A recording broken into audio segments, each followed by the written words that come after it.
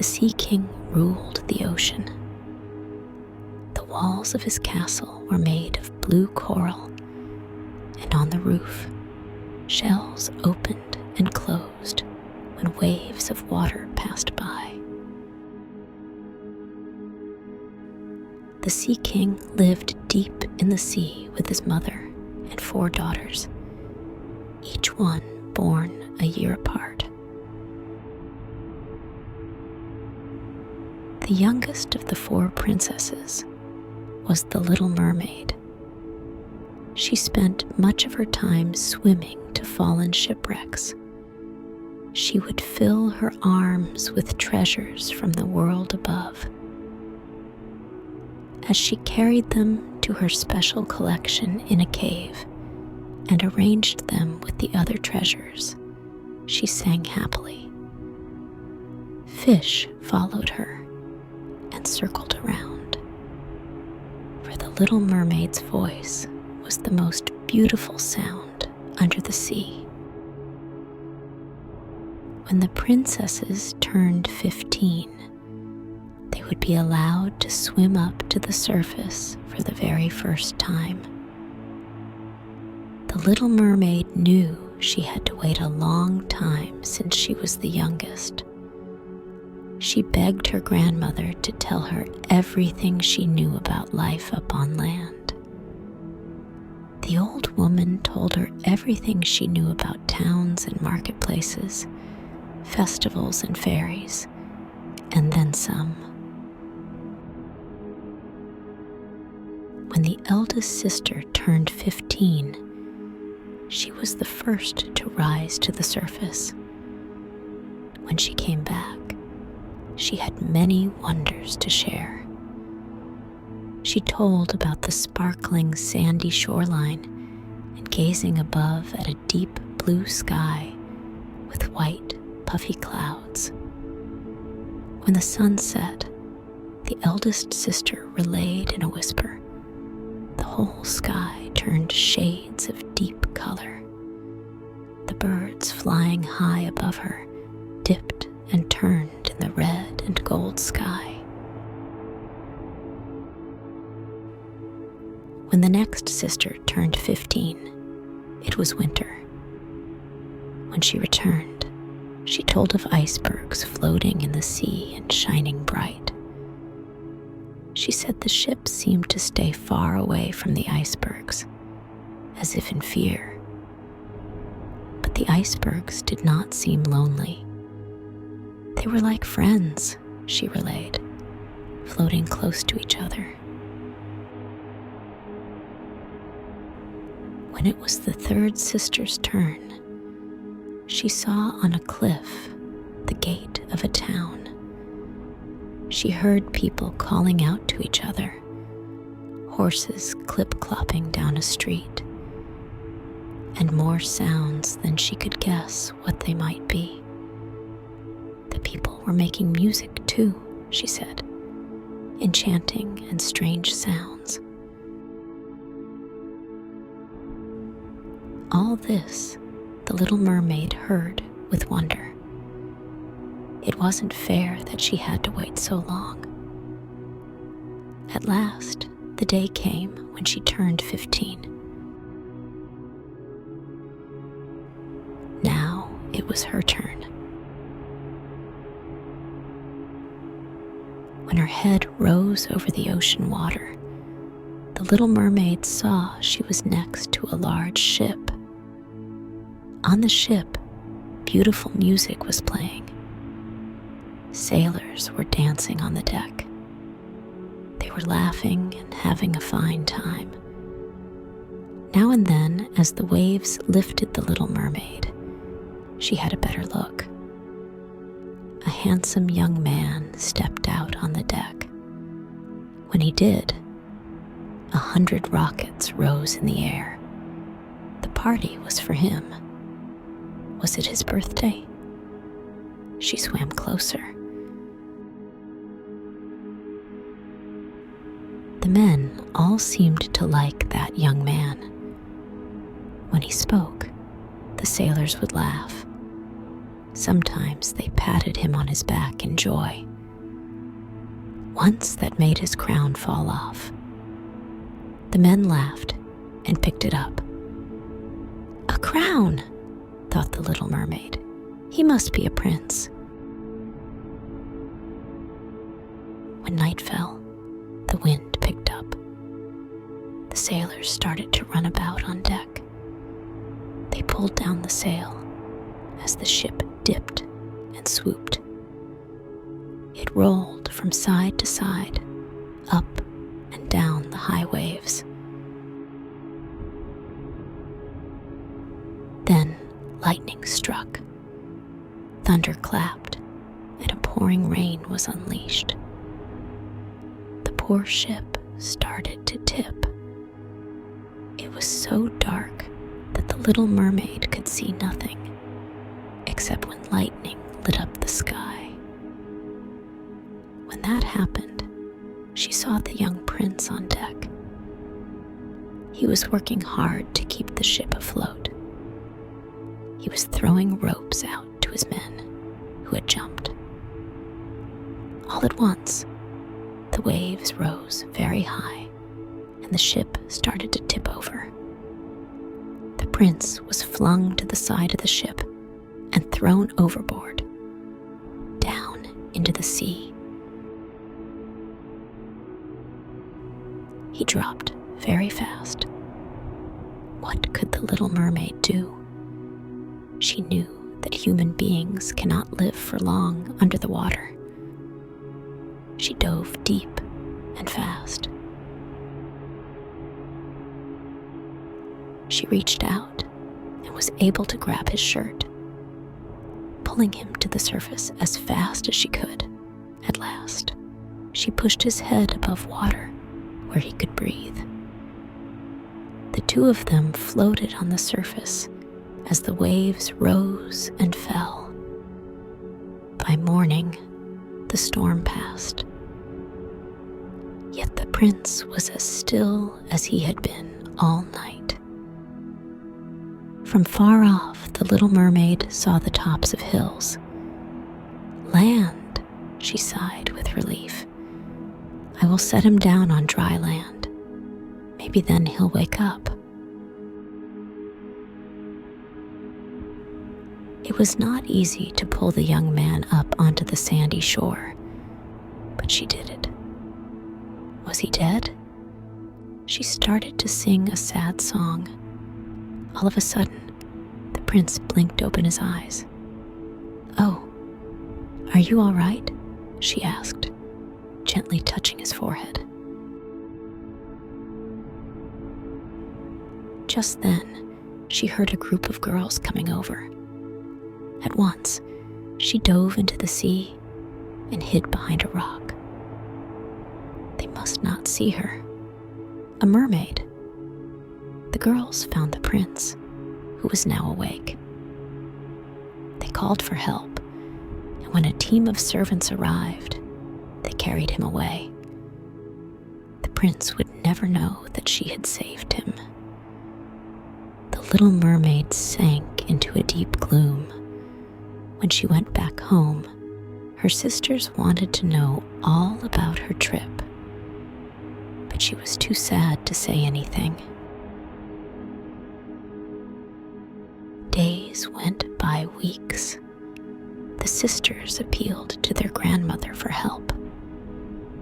So the old woman went to see her youngest granddaughter. "Child, what is the matter?" she said.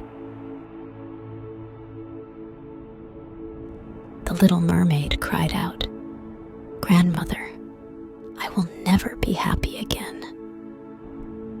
She told me about meeting the prince and saving him, then having to leave him behind.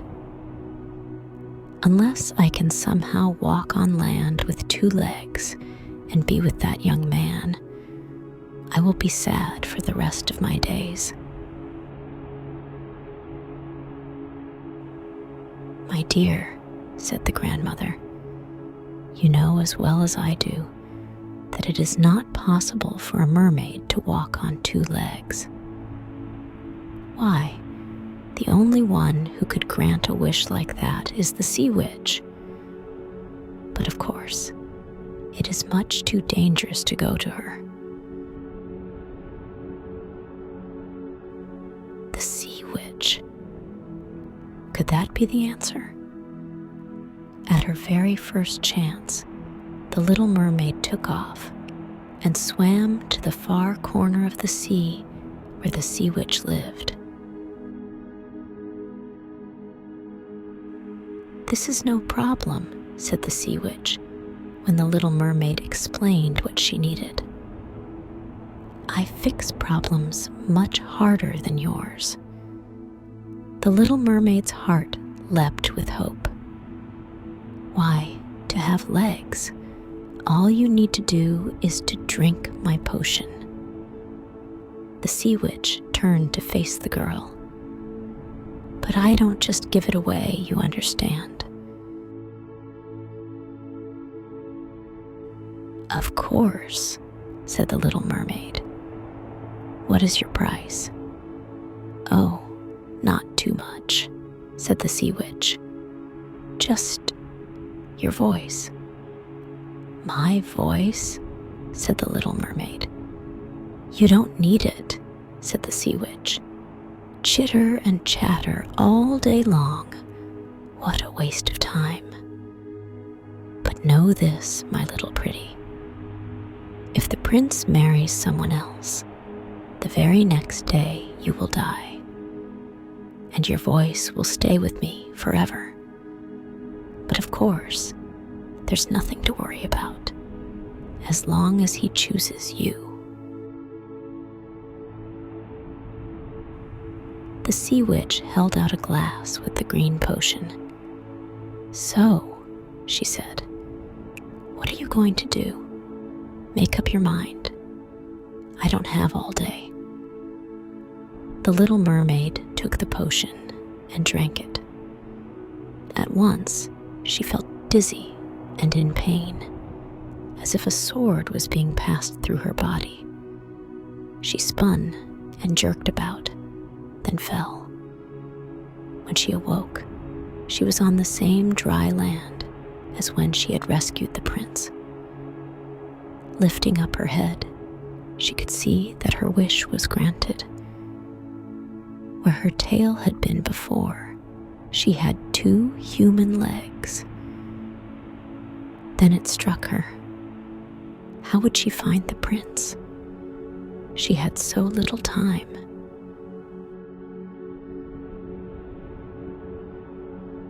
"Say, miss, are you in trouble?" It was none other than the prince.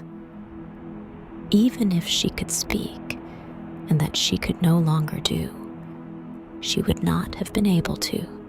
So surprised and pleased was she. "Can you speak?" The Little Mermaid shook her head. "No." "Well then, let me take you to the castle," said the prince. "You can clean up there and get some dry clothes to wear."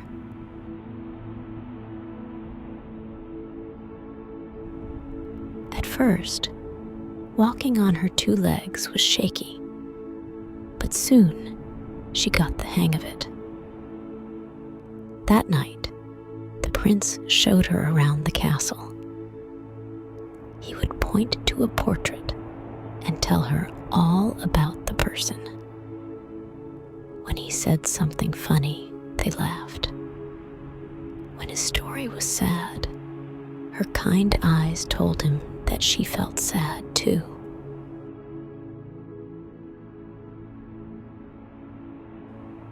The next day was going to be a royal party. The prince was not looking forward to it. Hours of standing with finely dressed courtiers who yap and have nothing to say. He asked the Little Mermaid if she might come with him. She nodded a big yes. That day, with the Little Mermaid by his side, the prince felt glad. Sometimes he would whisper a comment or a joke to her. And By her eyes and face, he knew that she understood.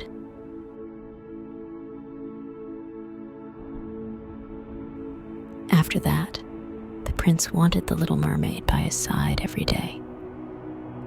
He wondered if he might be falling in love with her. But he still held out hope that he would someday find and marry the young lady with the beautiful voice he remembered from the day he was rescued. This new friend, this silent young woman, could not be the same one who had rescued him, as she had sung with the most marvelous voice.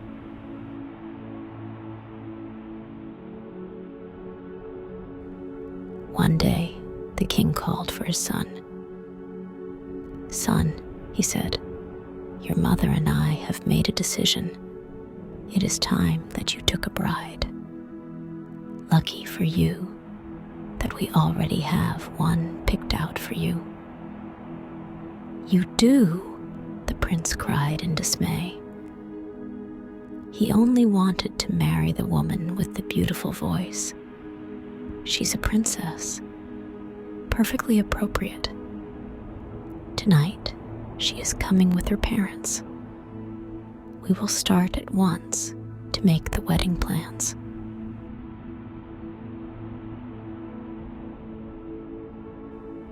The prince was crushed, and the little mermaid's heart stopped. She knew what would happen to her the day after the prince married someone else.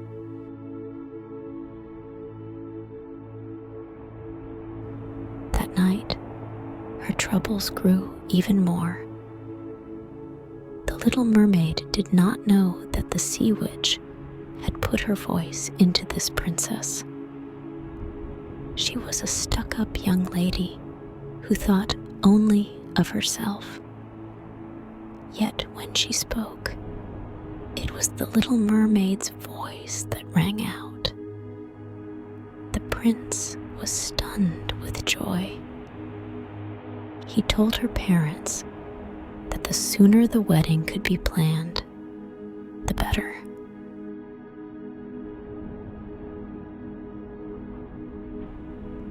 When the prince shared his news with the little mermaid, she tried to show that she was happy for him. But gloom filled her heart.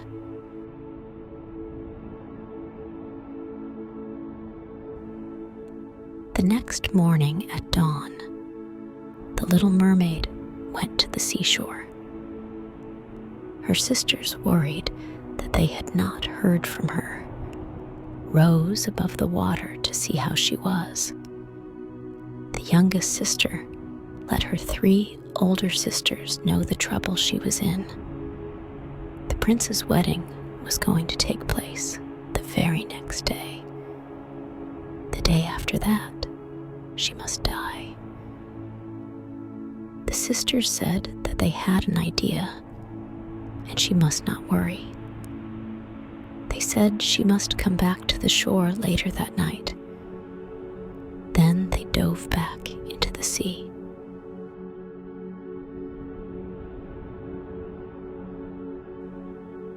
Later that night, the little mermaid came back to the shore as she was told to do. The 3 sisters rose up again. Gone was their beautiful long hair, for they had cut it all off to give to the sea witch in exchange for a knife. With the knife, the little mermaid must kill the princess that very night. Then the wedding could not take place, and she could return to the sea and be with her family. She took the knife, for she knew they had done all this for her sake. But in her heart, she knew that she was not going to kill the princess.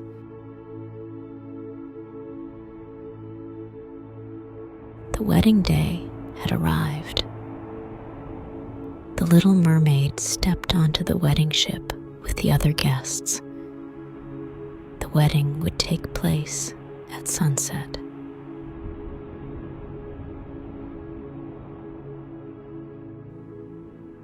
In the meantime, the three sisters had returned home. They were met with an angry father. "Where is your sister?" the Sea King roared. "Where have you all been?" They told the father about the trouble their youngest sister was in. The father swam up to the wedding ship. He saw the prince and princess getting ready to be married. He knew that his daughter did not use the knife the night before.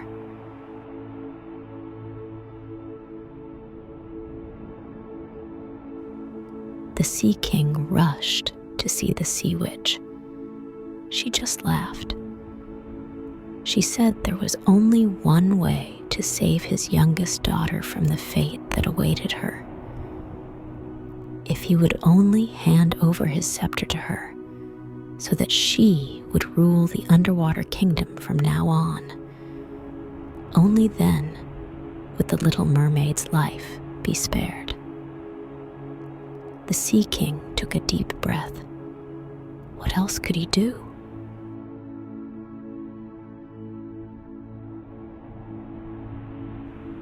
The Sea Witch grabbed the scepter and laughed in glee. She rushed to the wedding ship to see her victory. The Little Mermaid saw the Sea Witch rise out of the sea. With the scepter in her hands, the Sea Witch had transformed into a huge sea monster. Tentacles were twisting from all over her body like an octopus. The Little Mermaid knew she must somehow protect the prince and even his new bride. She took out the knife her sisters gave her. Just then, one of the Sea Witch's tentacles reached out and lifted the Little Mermaid right off the ship. "This is the end for you," crowed the Sea Witch. Before the Little Mermaid knew it, she was wrapped up by the tentacle. She was spun to the very chest of the Sea Witch. With the knife she was holding, the Sea Witch's very own knife, in one stroke, she drove that knife deep into the chest of the monster. The Sea Witch reeled back in pain. The Little Mermaid was free. On the ship, the guests ran around in fear. The prince shot arrow after arrow at the monster. Finally, the Sea Witch dropped below the water. As she fell, the Little Mermaid's voice was let go, and it returned to her.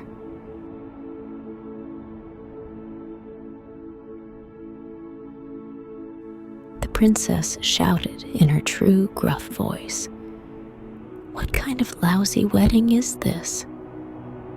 The prince heard her coarse voice and knew at once she was not who he thought she was. Then the Little Mermaid started to sing, and the prince recognized at once the voice he was longing to hear. And it belonged to the very same young woman he had recently grown to love.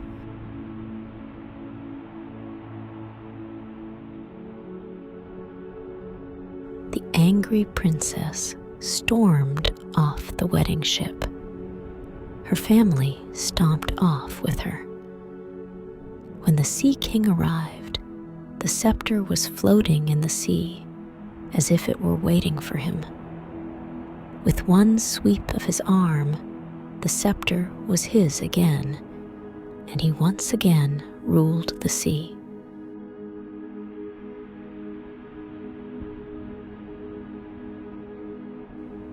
With a wave of his scepter, he lifted the Little Mermaid back onto the ship. The prince put his arms around her. "Well," said the Sea King. "I see my daughter is in good hands."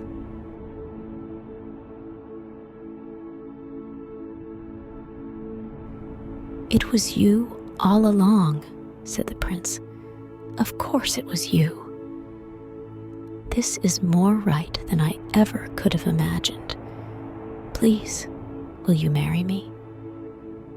The little mermaid had her voice, but with all the happiness in her heart, could barely manage to speak. She whispered, "Yes," with a warm smile. And a wedding on board the ship took place after all.